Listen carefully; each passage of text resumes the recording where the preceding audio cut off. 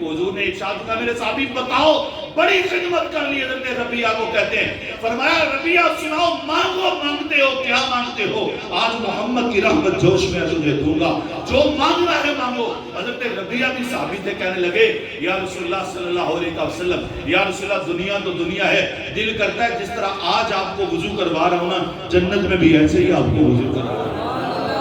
جنت میں بھی ایسے ہی آپ کا قرب ملے جنت میں ایسے آپ کا خدمت گزاروں حضور نے کیا ارشاد فرمایا یہ نہیں فرمایا کہ جو کر لیا بس مجھے مل گئی جنت نہیں ارشاد جنت تو ان کی پکی تھی نا صحابی تھے جنت تو ان کی مہریں لگی ہوئی تھی لیکن حضور نے کیا ارشاد فرمایا ربیعہ سنو پھر اگر یہ چاہتے ہو تو پھر فرمایا سجدوں سے میری مدد کیا کرو